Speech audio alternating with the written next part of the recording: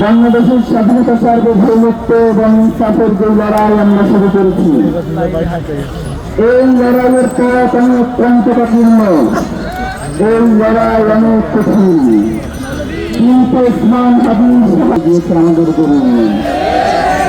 আমরা এখন আর কোন রক্তকে পরোয়া করি না। এই গুলির মুখে